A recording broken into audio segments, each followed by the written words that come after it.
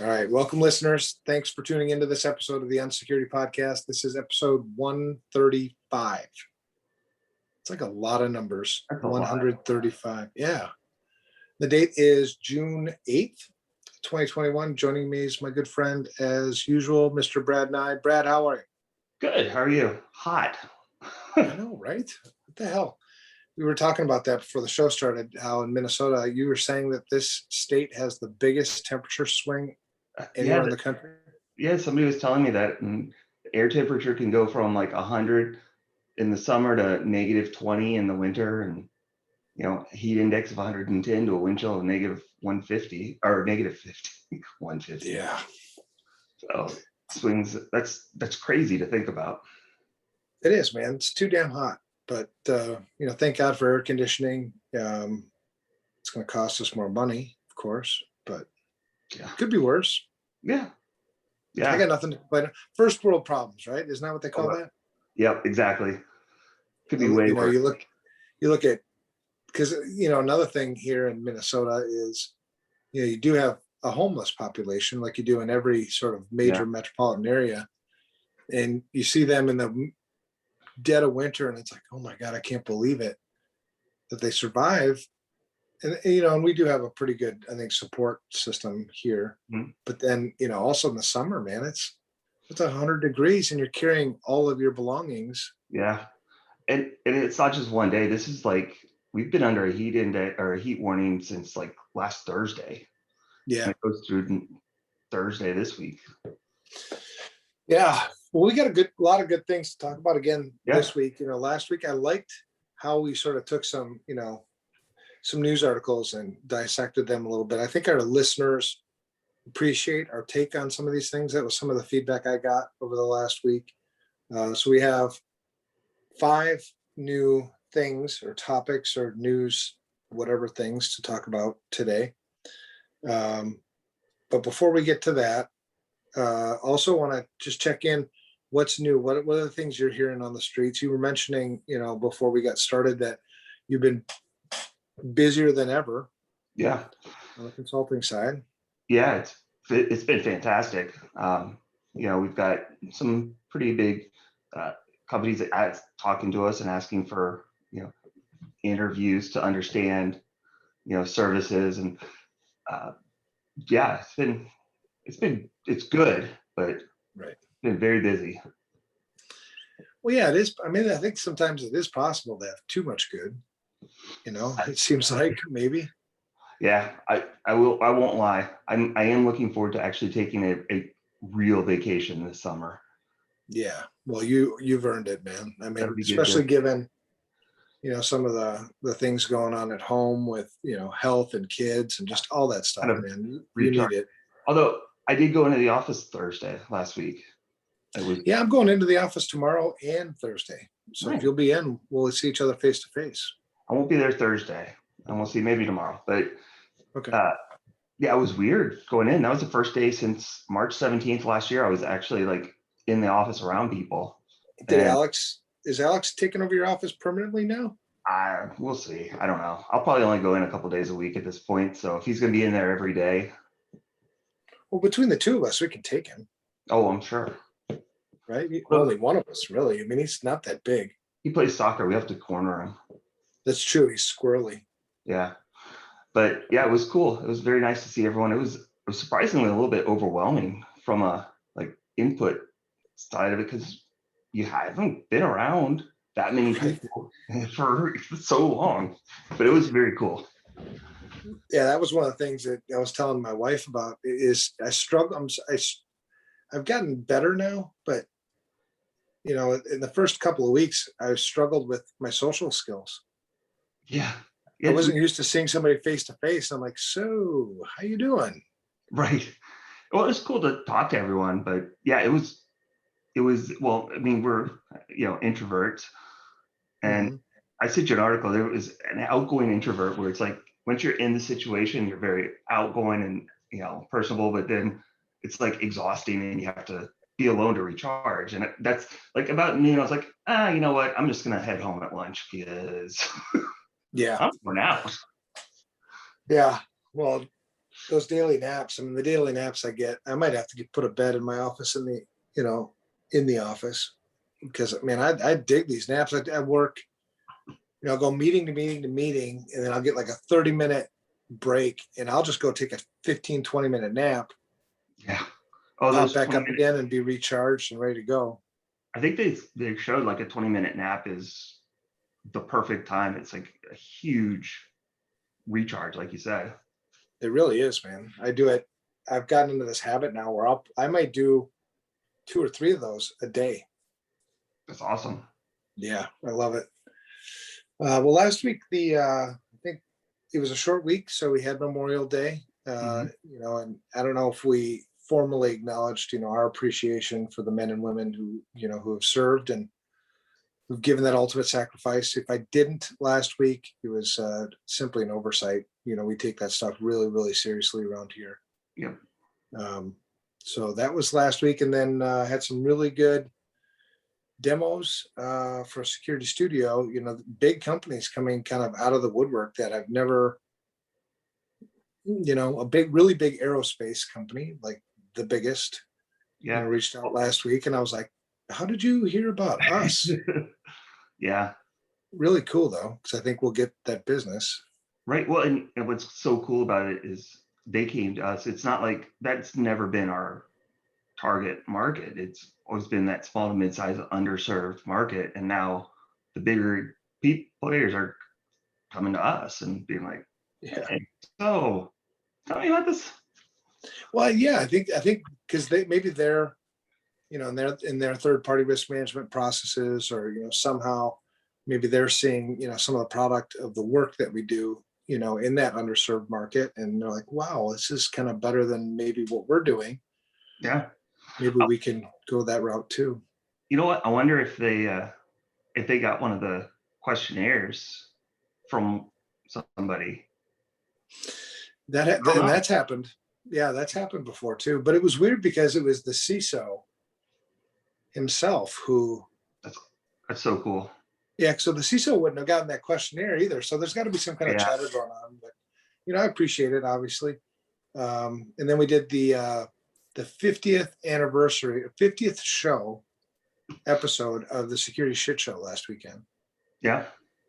And so that means we drove down. We had people as far as Colorado, wow, Milwaukee, join us for a weekend of camping. And by the way, man, you're always invited too. Everybody's invited. But it was really, really cool. I was so amazed with what we did is we did the show down there on the campsite. I don't even remember what we talked about. Ryan probably had a little bit too much to drink.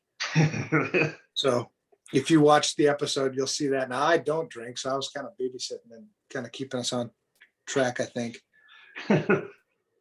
Chris Roberts, even if that guy did get drunk, he just seems like a guy that would be able to hold it together. I think Chris Roberts is Chris Roberts. Exactly. So, we had a great weekend. We did the show on Thursday night, and then we did Friday. We went and shot guns. Saturday was just kind of chill around the campground. There were a couple former Marines there, and I was a Marine Corps brat, so we went and hung out, went around town a little bit. It was a good weekend, man. A lot of security talk. Just flipping amazing people, man. I mean, the people I get to work with every day, it sunk in on me on Sunday. I got home, I kind of had some me time, and I thought, holy balls. And I actually posted something on Twitter. It was, I really feel like God dealt me a handful of spades. When we talk about the people that, I'm surrounded with every day, it's nuts, man. So that was cool. Yeah. It's kind of nice to be getting back to some semblance of normal. Yeah.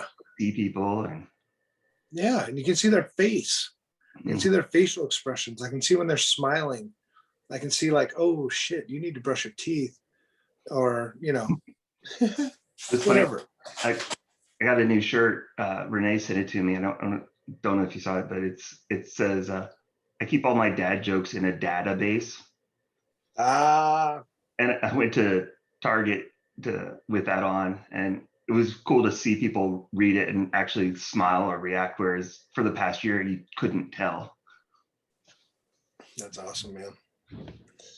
All right, so we have 5 articles this week. We've got U.S. recovers most of Colonial Pipeline's 4.4 million ransomware payment. That's kind of neat. Broad economy. So this was GOP lawmaker. So if you don't know GOP, that's a Republican. But that's not the point. The point is, he said the broader economy is at risk if the United States doesn't act on cyber criminals soon. That seems kind of doomsday-ish, and that'll be an interesting discussion because I think that's kind of where we're heading anyway. The next one is kind of along the same lines. The Energy Secretary, Granholm is her name. She says hackers could shut down the United States power grid. Well, that's not good. We need power. Yeah. I think, especially when we need air conditioning right now. Yeah. And the next article I've got is one that, it concerns me. Amazon Sidewalk. I like this one. This one, I think we'll have a good conversation about that one. Yeah, exactly. Amazon Sidewalk starts sharing your Wi-Fi tomorrow, which would have been yesterday. Actually, yep, that would have been yesterday. So thanks.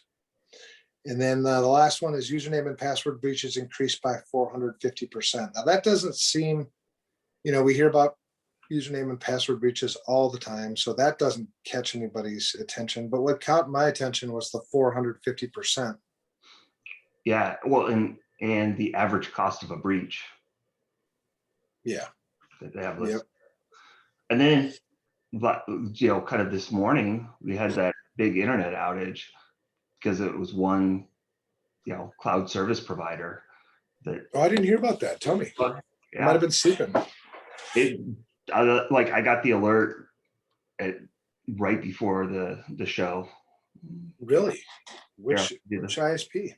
It was Fastly, which is a content delivery CDN. Oh. I just sent you an article on it. So yeah, it brought down oh wow. CNN, Guardian, New York Times. Yeah. And that's really recent too. I mean, that's it just happened an hour ago, maybe. Well, let's start with that one. We'll just add that one to the mix.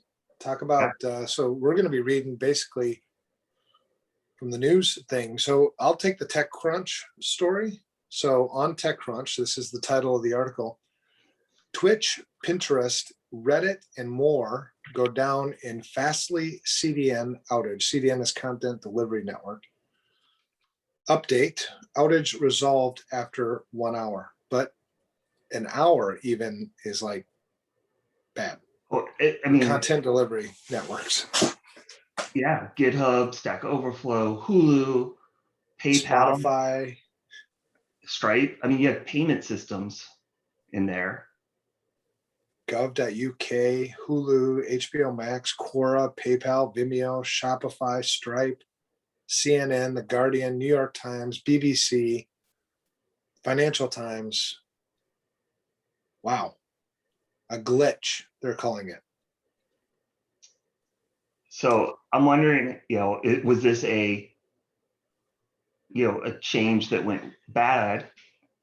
Because they did fix it pretty quickly. Yeah.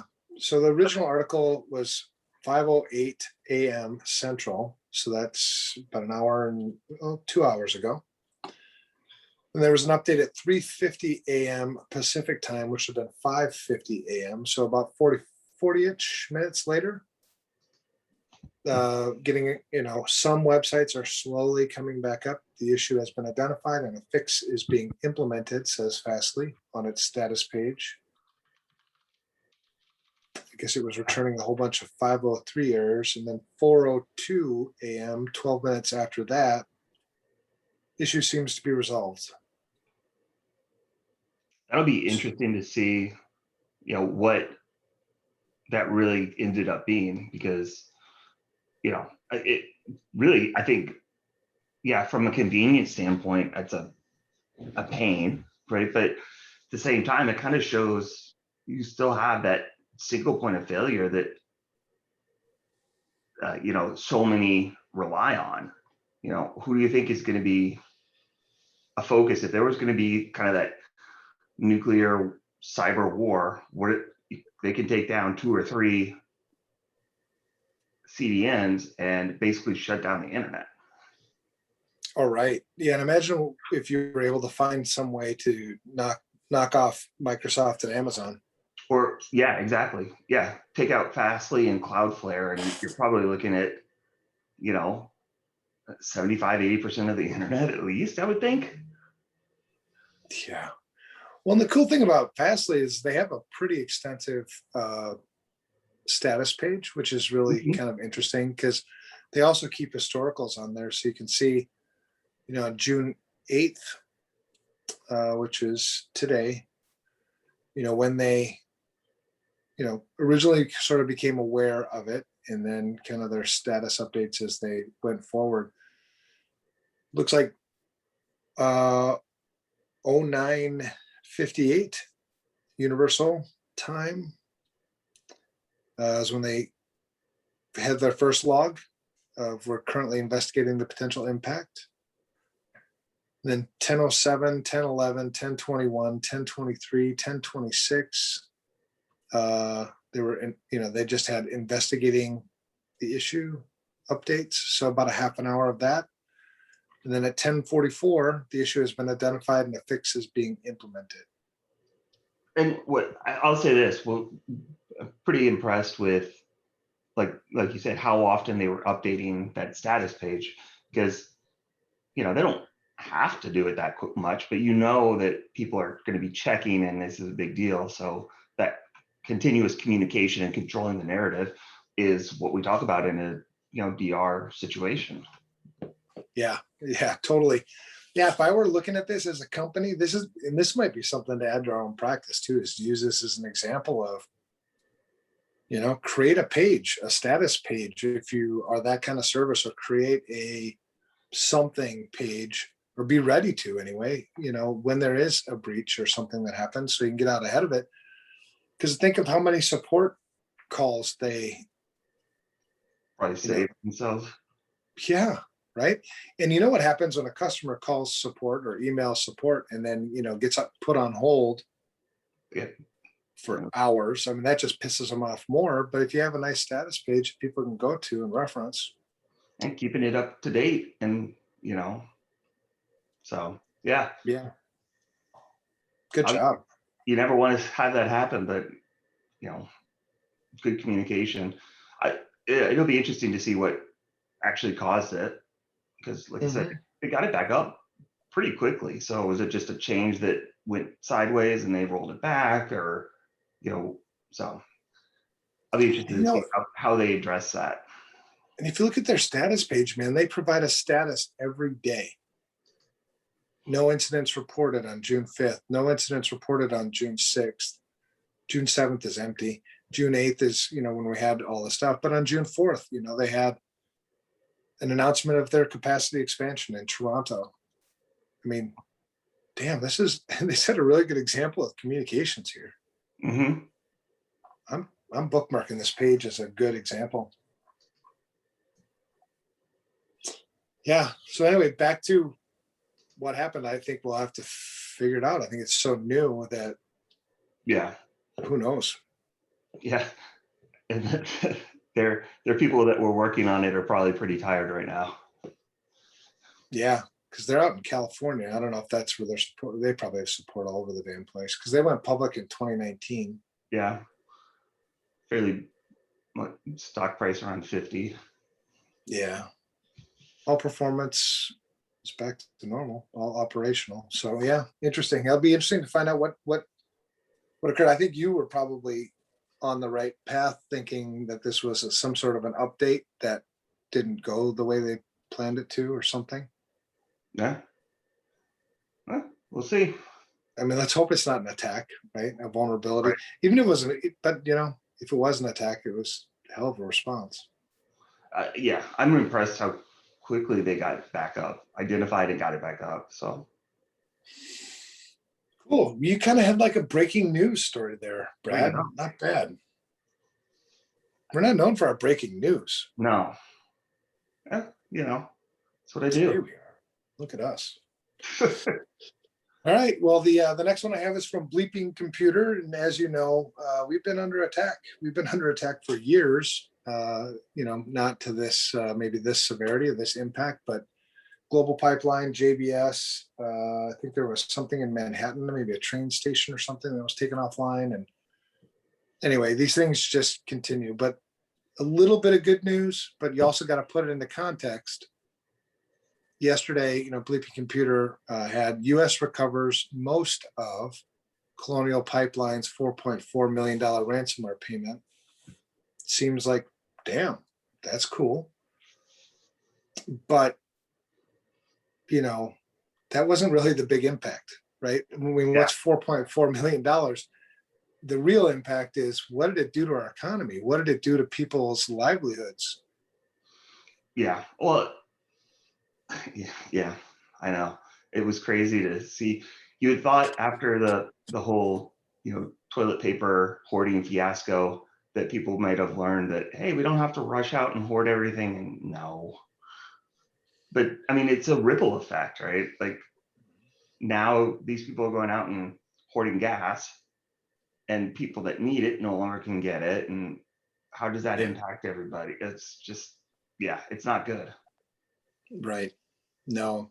Well, I think the cool thing is with this article is this was sort of the first time, kind of a one of a kind where the Department of Justice, working with others, was able to track down, where the Bitcoin went and it looks like recover some of it. The dark side said that they lost access to one of the payment servers on May 14th, and then that the funds were withdrawn. So my guess is they tracked down one of those servers, seized it, and got the key off of that. Yeah, totally. Very interesting. Yeah. Well, I think it's interesting. It's cool that there was some coordination. Now, will this deter DarkSide or any other, ransomware group from future attacks? No, not at all, because they'll just it's this tit for tat, right? They'll find out how the Department of Justice went about, seizing that server, and they'll just protect it better next time. And it's just, it's always a game of cat and mouse. Yeah, I don't think it's going to change anything in terms of what's coming. No, but on the plus side, at least, we're not paying for all of that. They lost a lot of their funds. Yeah. Impact is already done, but the cool thing there, the affidavit is public. So if you want to see, a little bit more about, the FBI, how this went about. What happened was the FBI gained control of the private key belonging to the DarkSide Bitcoin wallet, holding the ransomware payment. How they got the key, I don't know. That's not disclosed. No, that won't be disclosed. No, but I wonder if they did, just a simple brute force attack, and they were using a weak password. I mean, well, yeah, they've got tools that we don't, but even if they just, were able to determine where that server physically resided and physically seize it, then you got as much time as you need. Yeah, I would like to see us get maybe a little more proactive, and I know they work on this, but have them get more proactive and constantly be going after private keys of these wallets, and even not really disclosing that you have the private key. Yeah. And then when money's transferred, just transfer it back. Yeah, take it back. That would be funny. Yeah. So they recovered 63.7 Bitcoins of the approximate 75 Bitcoin payment. there's been a big drop in the price of Bitcoins since that happened. But yeah, anyway, on May 14th is when they claimed that they lost access to one of their payment servers. It's just funny too, because Oh yeah. they're so brazen, it's like when they took down the Colonial Pipeline, they're like, oh yeah, sorry, that wasn't what we were trying to do. Right. Well, did you see how they got in? Did you see that how they determined it? A weak password on VPN of an unused account without multi-factor. I'm telling you, man, it's the basic, simplest crap every damn time. I saw that and was like, I want to be surprised, but that's exactly how I expected it to have happened. Something very much along those lines. Right. And I think the everyday person on the street thinks, wow, these guys are super sophisticated. No, they're 90% of the time they're not. Yeah. They're scanning, looking for these systems, these servers, they add them to lists, and then they start going, poking and prodding. Yeah. It's just not that damn sophisticated. Or they, fish. Yep. Yeah. So this was the first of its kind. Yeah. First operation of its kind conducted by recently launched ransomware and digital extortion task force. Sounds kind of badass, doesn't it? Yeah. Who doesn't want to be in the digital extortion task force? I would guess you probably can't talk about that if you are. Yeah, who knows? Yeah, right.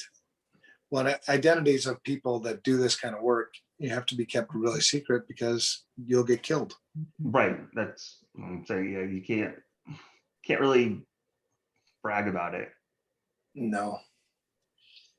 So you're taking away their money, and these are the Russians. And there's so much you can go into about to what extent is the Russian government involved in all this? Because one of the things that kind of bugs me is like when Biden said, well, this isn't a nation state.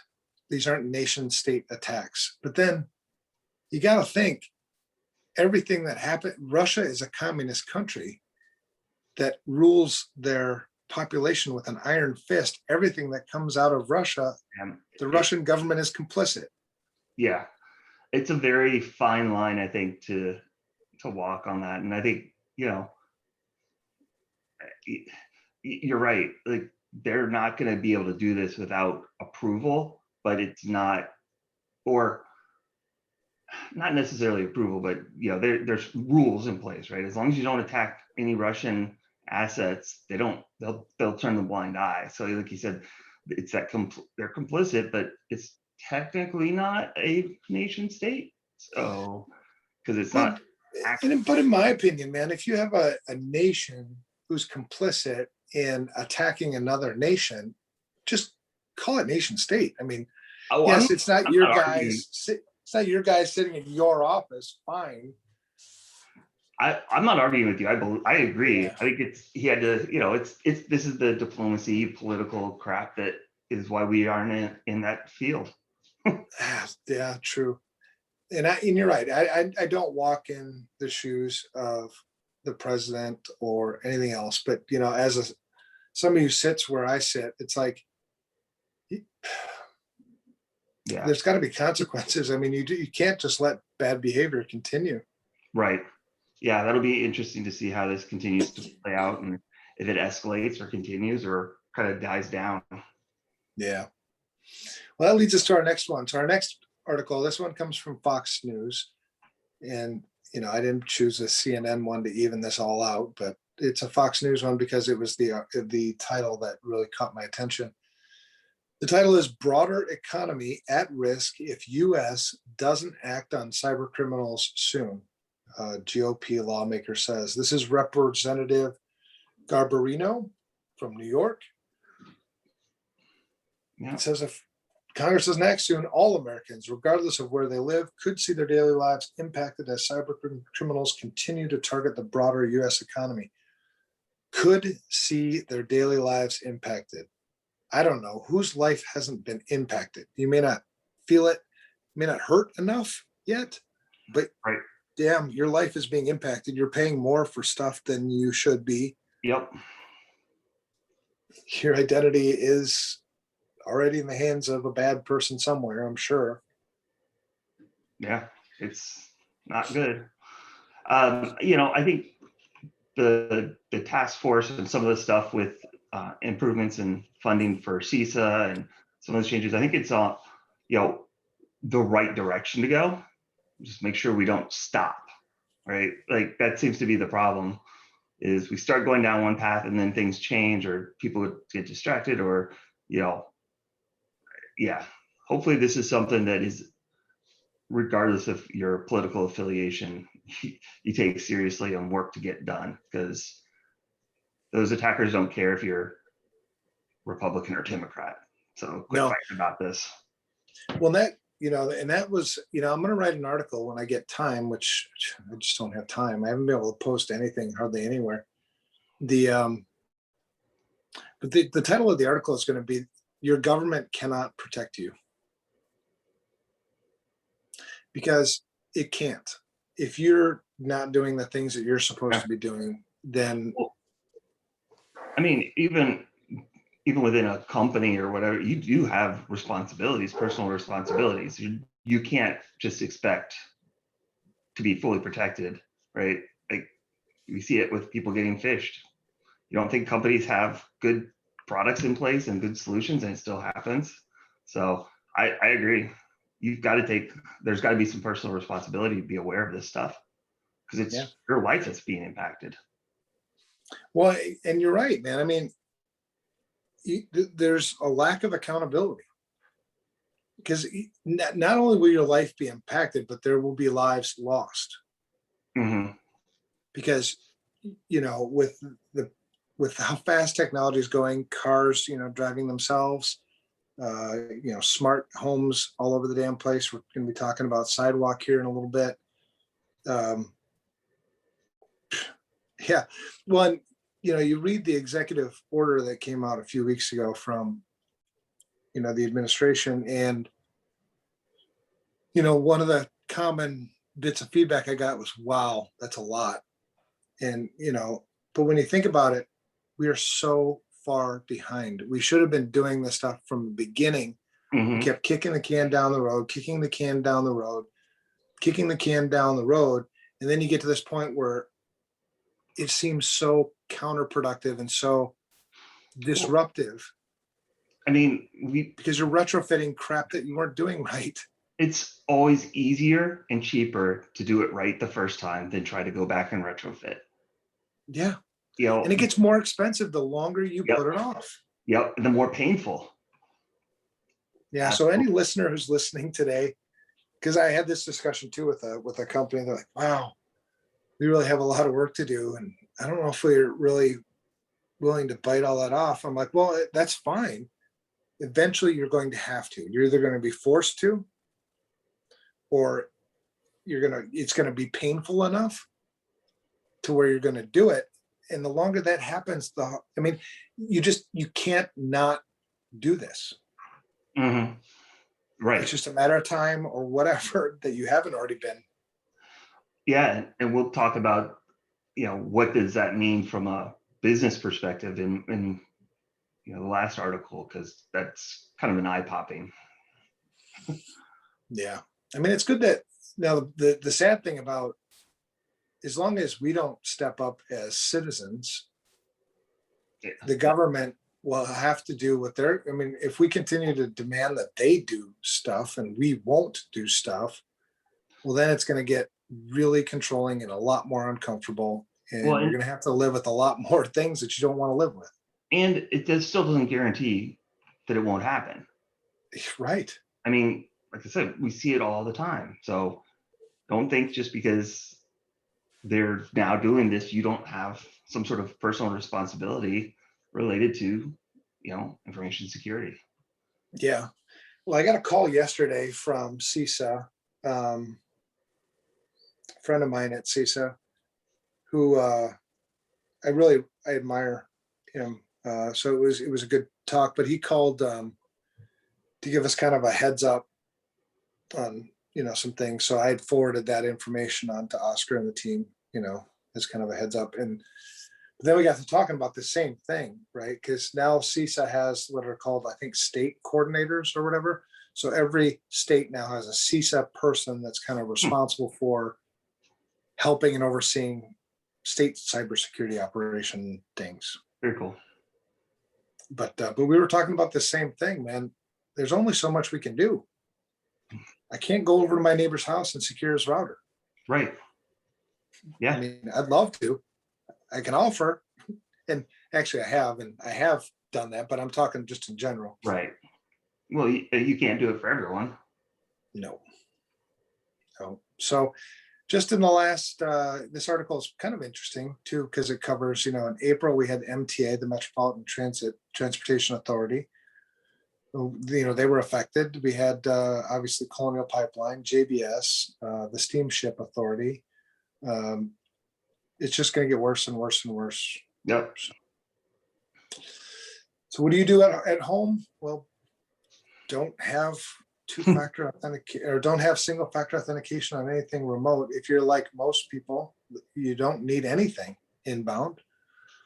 You changing your defaults on stuff going outbound, but we're going to talk about that next week. So for listeners, we're going to talk about how you test the security of your router. We'll give you a whole bunch of free tools and utilities that you can go use and have your friends use, have your we'll have to make sure use.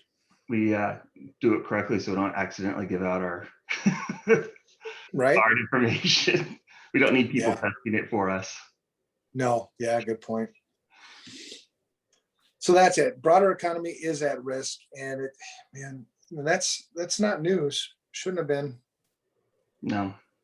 For anybody. The next one I've got is from Barron's magazine, which if you go to the link, I didn't realize, like a lot of news agencies now, they're kind of going to this, you get so many free articles and then they're going to charge you. So I was still within my free, but you might run into something. The title is Hackers Could Shut Down the U.S. Power Grid, Energy Secretary Granholm says. This is Jennifer Granholm, the Secretary of Energy. It's good to hear somebody actually from the government publicly say that, because this has been the case for a while. Right. Well, yeah. I mean, it's like, they say you can't address a problem until you admit there's a problem. So right. I think we're hopefully going on the right path on this stuff. Yeah, I hope so too. Yeah.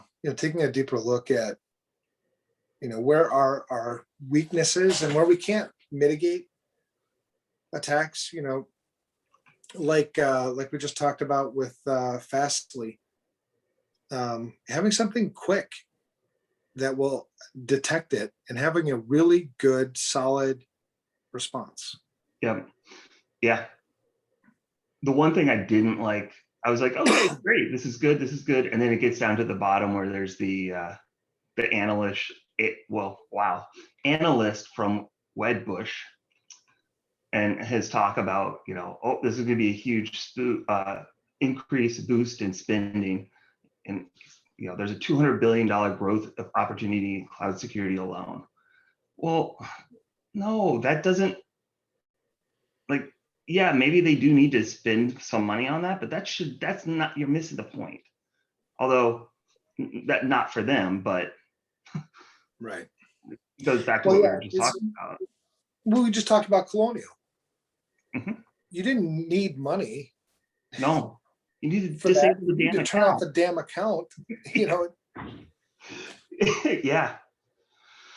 You could either turned off the account. You would have done, if you had done any vulnerability scans on a regular basis, which we all should be doing anyway, you would have identified that you had a remote access, system out there with single factor authentication. I mean, this is just normal hygiene. It's like, I don't need more money to use soap. I just use soap. Well, I don't need AI to wash, take a shower. Right. Yeah, exactly. I mean, goes back to, you could spend $100,000 a year on security software, But if you're not disabling your unused accounts, who cares? If Right. you're not putting multi-factor in place, who cares? Well, and so it goes. So the reason why people aren't doing these things is one, they either don't understand, but another, I think, real significant factor here is complexity. Mhm. You keep adding more and more and more and more crap to your environment. It makes it harder and harder and harder to secure. And so then what's the answer? Well, let's sell them more crap. Right. No, stop buying more crap. I mean, right, exactly. And what bugs me is it's not hard to do to check for inactive accounts. I did it it was on a monthly basis, looking for an account that hadn't logged in for, the last 60 days. If it hadn't logged in for 60 days, that account got disabled. And if nobody complained for 6 months, it got deleted. Right. All I had to do was write a PowerShell script. It didn't cost anything. I didn't have to buy software to do it. It's basic. I know.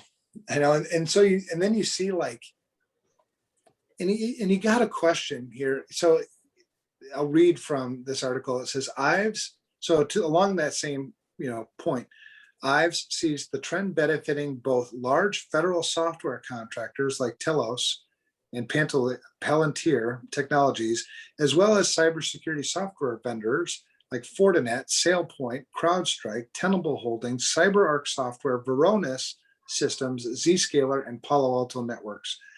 And so you got to be thinking, I mean, am I the only one who thinks, yeah, let's keep it crappy so I can sell more shit?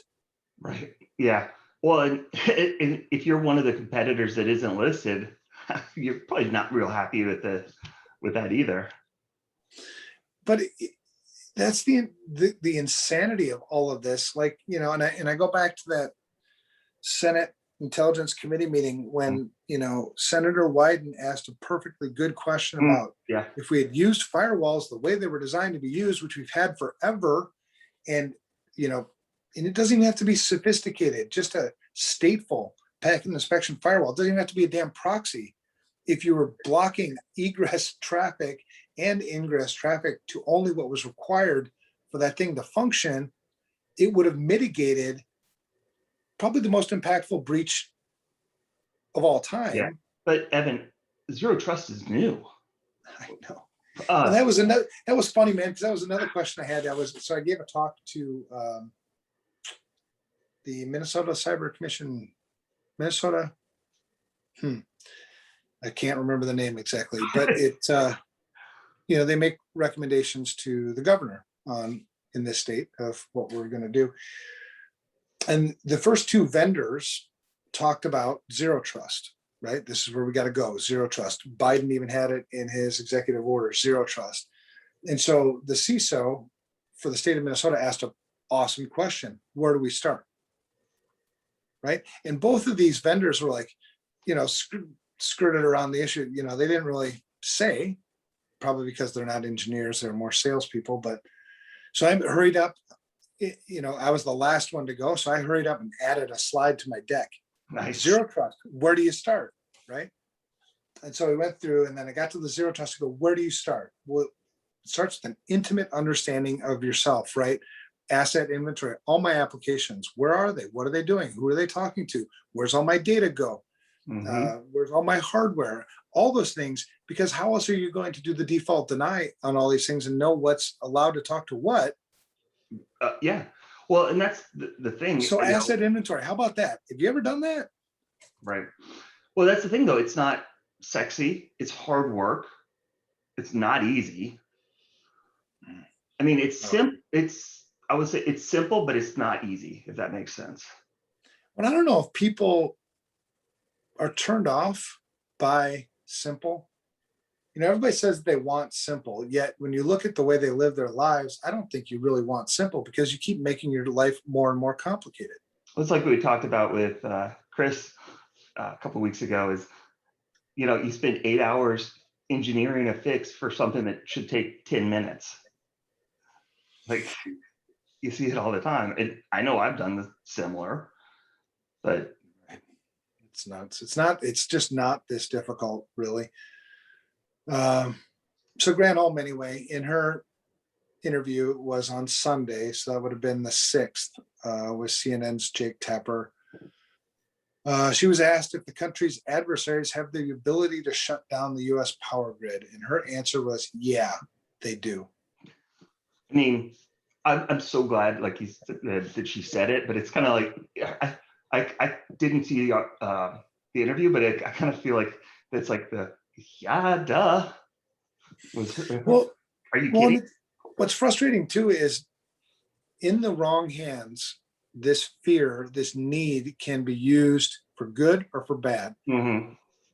For good, it would be, well, let's get our security basics, our fundamentals squared away before we start adding more crap to it. That's the good. The bad is, well, let's go out and buy some more stuff then. We need some Palo Alto, we need some Zscaler, we got some CrowdStrike, we need some endpoint stuff.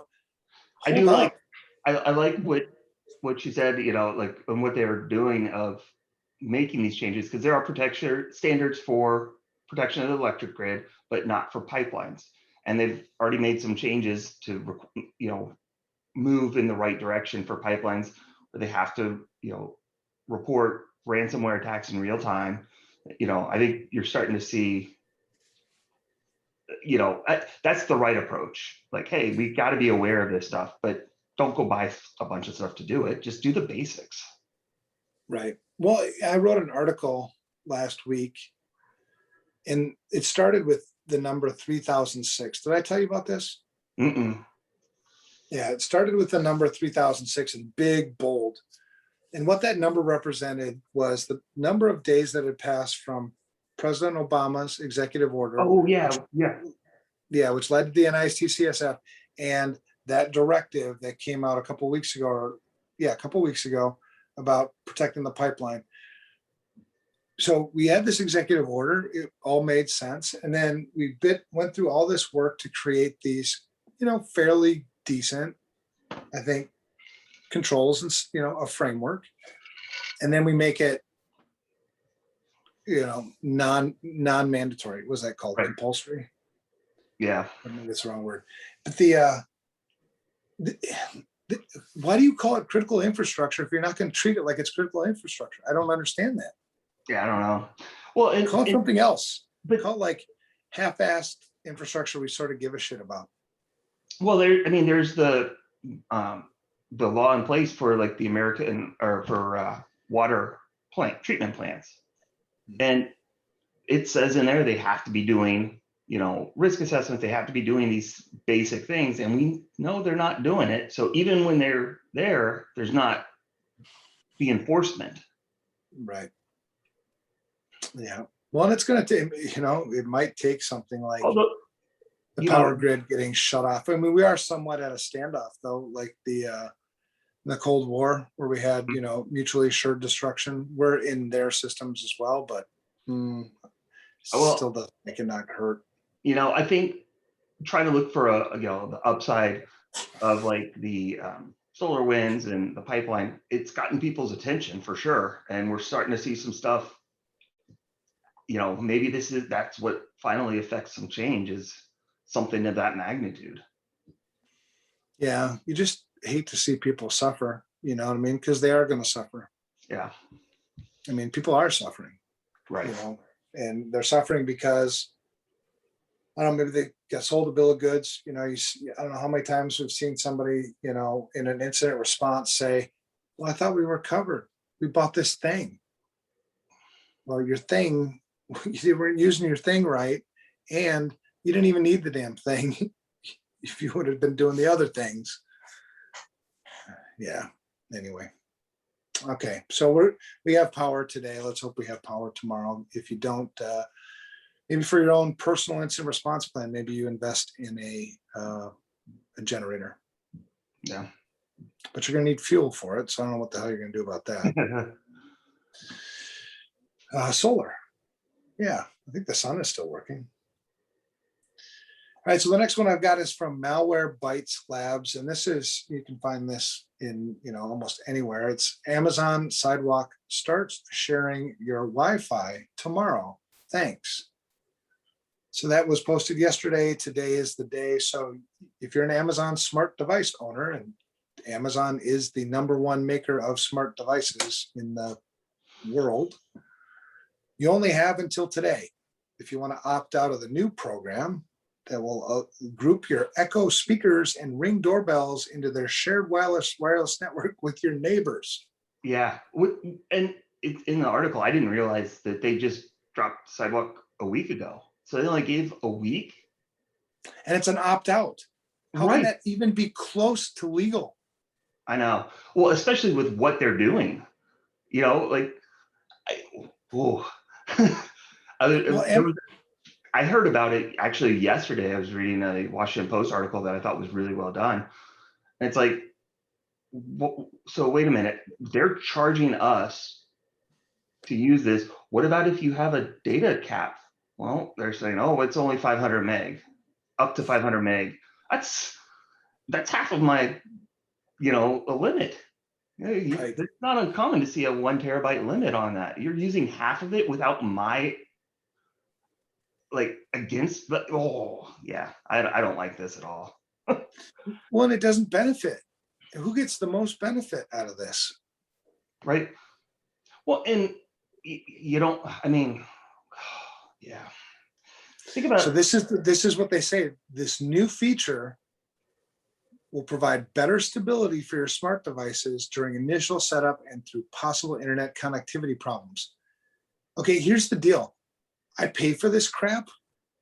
Your problems are not my problems. Yeah. It's like, I switched internet providers a couple of weeks ago to T-Mobile.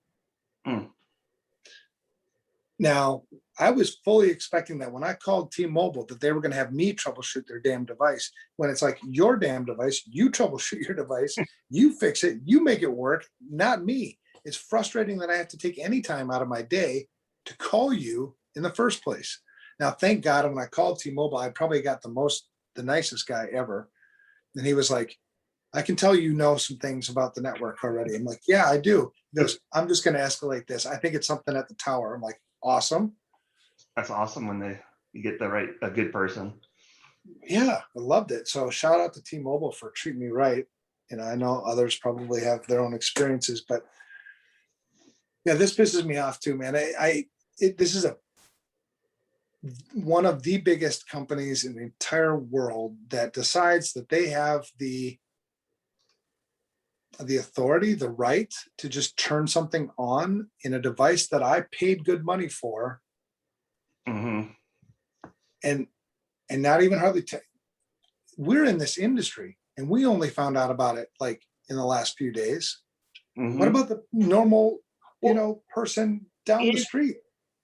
And we already know that they share video from Ring with law enforcement. What are they going to do with this information? Are they just now opening up to share all the internet traffic that they get? Is that going to be the web searches, the voice searches? What does that mean? Yeah, this is not cool in so many different ways. And I don't know how we hold them accountable. It was, going back to the SolarWinds attack too, that Senate Intelligence Committee meeting, Amazon was invited. Amazon didn't go. And Amazon was called out by just about every senator who was on that committee. They don't care. I mean, at what point do we as consumers go, yeah, I don't think Amazon gives two craps about me. I don't think Google gives two craps about me. I don't think Twitter cares. I don't think Facebook cares. All they want is more money and more manipulation. And this is just another example of that. And why did you wait until just last week to even announce that this thing existed? And the reason why, if anybody, we talked about this before too, the inability of people to think critically anymore. But the reason why is because they didn't want to have all the backlash until it was too late. If you had announced this a year ago, imagine all the. Yeah, what's interesting, I'm reading the Threat Post article that was linked to it. It's got a little bit more technical details in it. But I didn't realize they're using their own brand new protocol for Wi-Fi. So it's not even a known, like they say, WEP and WPA were so secure. I can't imagine that this is going to cause, there's not going to be issues with it. Oh. Yeah. So this is what I would do if I was a user. If I have anything Amazon in my house, take it out, burn it. Yeah, I don't have anything. I don't either. There's no way in hell I would. And this, you knew that this is where it was going. This is just because this is just the beginning. Why? I mean, yeah, they make money off of selling you new equipment and things in your house, but the real money is in the data. I do like this quote. Dmitry Kurbatov, who's the CTO of Positive Technologies, he said, problems are inevitable. Quote, every time you introduce complexity or new functions into the IoT ecosystem, it creates the possibility for vulnerabilities, threats, exploitation, and attacks. Yeah, yes. So it's kind of nice to see that. Well, then there's that, but then there's the audacity. Oh, yeah. To do this without any permission whatsoever. You make me opt out, assuming I even know about this. How about make me opt in? I mean, we've talked about this how many times in privacy. Opt out is not the way to go. Opt in is the way to go. And you just turn this stuff on. Yeah. Well, and interesting enough, it says, it looks like somebody had reported that they opt out on Alexa, and then they announced Ring, it opted her back in because it was a different device. Oh, absolutely. So, and when they do the next software update or whatever, it's just going to opt you back in again. I mean, people have no clue what these things are actually doing. And now even more so, because now you've got this proprietary protocol that we don't understand yet. I mean, we will. Some of us probably already do, but So here's the thing. So for people who don't know what Amazon Sidewalk does, it basically creates a shared network of devices within your neighborhood, right? Kind of like this full mesh network of sharing stuff. So you're like your neighbor, they'll be joined to your network with your stuff, right? So you kind of create this resilient thing, I guess. But you'll be sharing and borrowing, internet connectivity. They do say data transfer between the homes will be capped, but I don't want to be connected to my neighbor. I already don't like the fact that I get his Wi-Fi signal. I mean, I don't connect to it, so I don't mess with it. But oh my gosh, this is not going well. I mean, in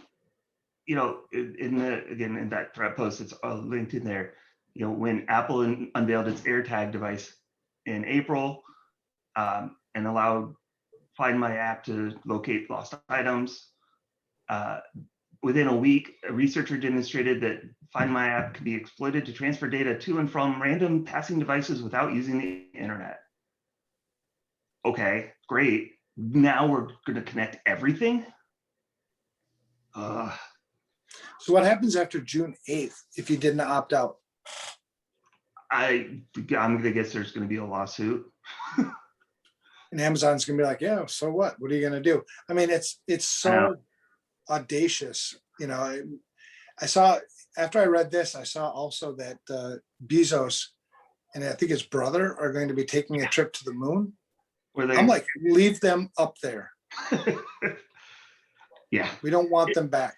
I mean, it's one of those things where there's good that came out of some of this, but then it transitioned from good to the money grab, and kind of losing where they were going. It's like when Google changed their thing from do no evil, and they changed that, it went downhill.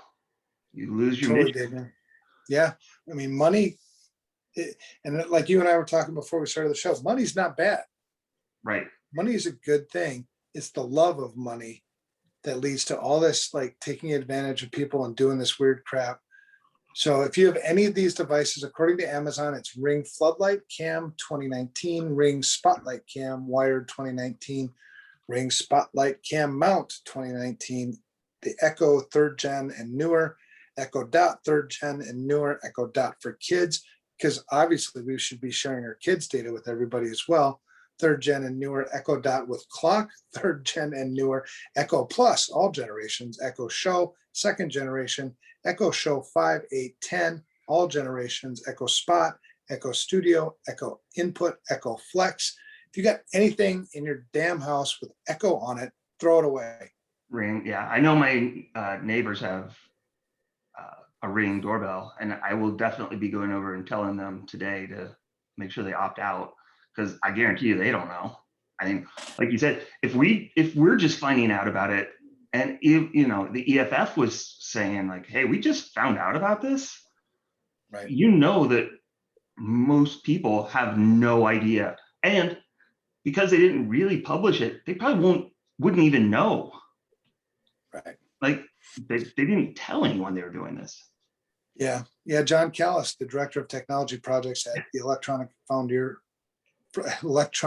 Frontier Foundation, so they didn't find out about it until an email reported them. And a reporter emailed him about it. Yeah, It's nuts, that was man. very sneaky way to roll this out. Which makes you just even like, man, that should raise every red flag you got. One, the fact that they're creating this Amazon Sidewalk thing where you're going to be sharing stuff with your neighbors. That should be enough. Actually, a red flag, even just to have something in my home listening to me talk and sending it all over the planet. Yeah. And then the fact that you're going to create this thing, that should cause another red flag. And then the fact that they rolled it out the way they did. Oh my gosh. Yeah. I'm becoming an Amazon hater, man, and I don't like that. Yeah. Well, and what's crazy is it's not their network. They're using our data, but it's their rules. Of course. They want the best of everything, right? Like, hey, we want all this control without actually paying for it. You're going to pay us for us to control how we use your devices you paid for. The world has gone nuts, my friend. Yeah. Yeah. All right. The last one I've got is this one comes from Beta News, and its username and password breaches increased by 450%. You know, now we've seen over the years, God knows how many, headlines exactly sort of like this. The 450%, that if you know math, that's a lot. Especially given the numbers that we already knew were out there. Right. So this is a report from ForgeRock. I've never heard of ForgeRock before, but I'm guessing there's somebody cool. The report finds that unauthorized access was the leading cause of breaches for the third consecutive year, increased year on year for the past 2 years, and accounting for 43% of all breaches in 2020. So 43% of all breaches happened because of unauthorized access. And the most common way to gain unauthorized access is through a username and password that's been exploited or exposed in one way or another. Colonial Pipeline, exactly the great example that we just saw. Everywhere, man. So multi-factor authentication, please. You've heard that before. Yeah. If you have anything exposed on the internet anywhere with a login page that doesn't require multi-factor authentication, at some point it would be nice if there was a law like, if you have this, because it's just such a simple fix, you get fined like into oblivion. Yeah. And, again, I will say take it with a grain of salt, because shockingly, ForgeRock does identity access management. So they do have a little bit of. Oh, all right. But, well, there you go. That being said, I'm not surprised by the findings. I'm not questioning them based on what we've seen. It's just, But the thing that really surprised me is the average cost of a breach in the US increased to $8.64 million. That's a lot. It's a lot of money. I want to read that full report and see if they've got kind of understanding. Yeah, for sure.